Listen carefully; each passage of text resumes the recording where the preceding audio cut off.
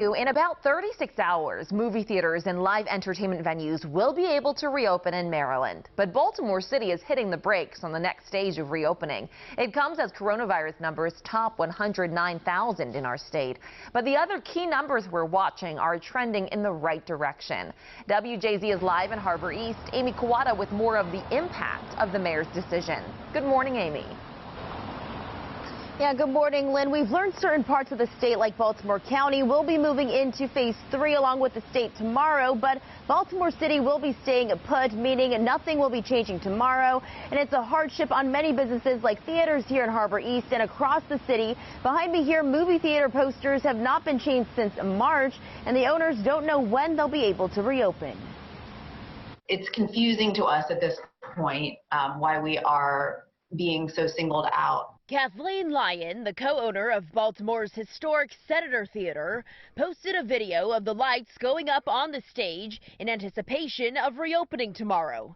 But that stage will instead remain dark after the mayor's announcement that Baltimore will not move to stage 3 as the governor allowed. We do not want to erase the gains we've made over the past month by loosening restrictions now. We're just unsure by what metrics theaters are being evaluated. When we look at casinos that have been open for months, when we look at gyms that have been open for months. Stage 3 means theaters and outdoor entertainment can reopen in the state at half capacity, along with increased capacity at stores and churches. Howard, Harford, Cecil, and Baltimore counties are allowing it all. Other counties, like Montgomery, are not. I get the desire to reopen businesses. I would love to have the tax revenue, but I don't want the tax revenue if the price to be paid is more sick people. Yes. Back in Baltimore, the mayor says he will soon relax more restrictions on indoor dining. We anticipate moving to phase 2 next week, which would include allowing 50% indoor dining capacity. In the entertainment business, the show must go on. But Lyon, a small business owner who also runs the iconic Charles Theater, wonders if she will be able to hang on until it does. Well, it cannot be overstated how devastating it is to be closed. There's also a sign here posted outside the landmark theaters reminding people that it will remain closed. As far as the rest of the state moving into phase 3 tomorrow, retail shops and churches will be able to increase their maximum capacity from 50% to 75%. Live in Baltimore City, I'm Amy Kawada for WJZ. Thank you, Amy. 6:35 now. The 145th Preakness Stakes will look a lot different this year. Now, while it will be held exactly 1 month from today, no fans will be allowed at Old Hilltop. Rachel Menitoff has reaction to this decision. The 145th Preakness Stakes is the latest sporting event to announce that it will proceed without fans at its Baltimore racetrack in October. It is the Super Bowl of all events for the city. 5th District Councilman Yitzi Schleifer says while the decision is not necessarily unexpected, it will most certainly impact tourism. Being that we're losing the biggest event of the year that draws in 140,000 people, certainly that's a revenue that we're never going to be able to get back.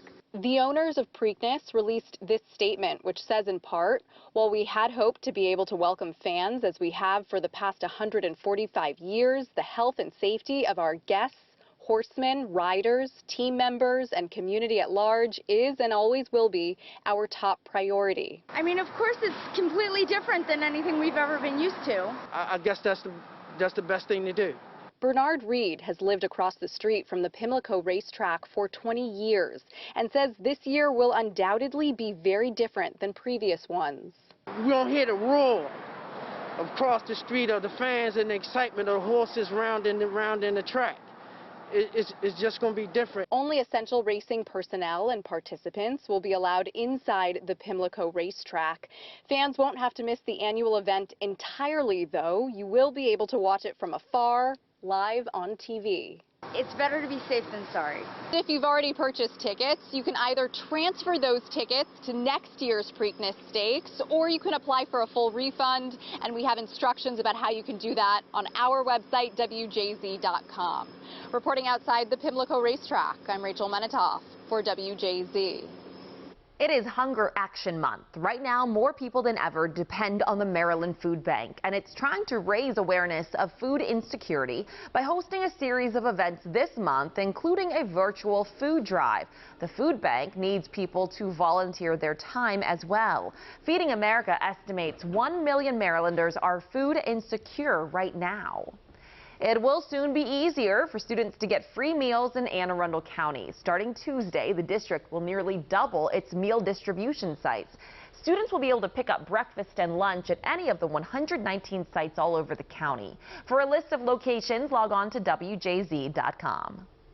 It's 6:38 now. A state ban on evictions was lifted at the end of August. So yesterday, Mayor Jack Young announced a $30 million program to prevent Baltimore families from being evicted. The Eviction Prevention program provides assistance with past due rent, utilities, and legal services. The plan is to help tenants and landlords avoid costly and drawn-out court proceedings. The school year is about to kick off in Baltimore City, and some students don't have the laptops they need to go to class. Kelsey Kushner now with more how one school is raising money to help bridge the technology gap.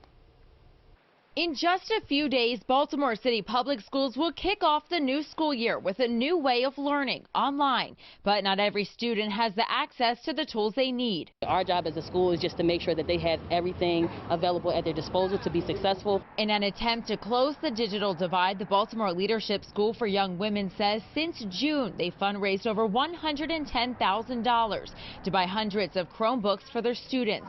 Wednesday, they began handing them out. 8th grader Jaya Edwards says she's excited to keep learning with her friends.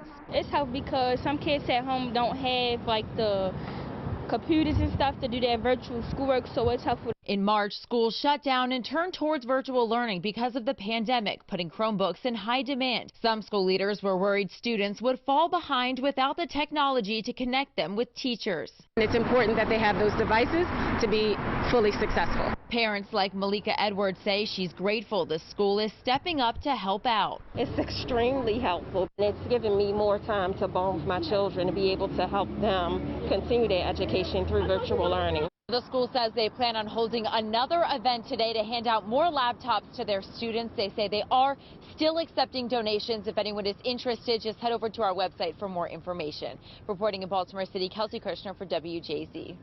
If your Labor Day plans take you down to Ocean City, don't forget your mask. The resort town is extending its requirement that face coverings be worn on the boardwalk until at least the end of the month. The original mask mandate went into effect back in July and was supposed to expire this week. If you do not have a mask, you can pick one up at the Caroline Street information booth.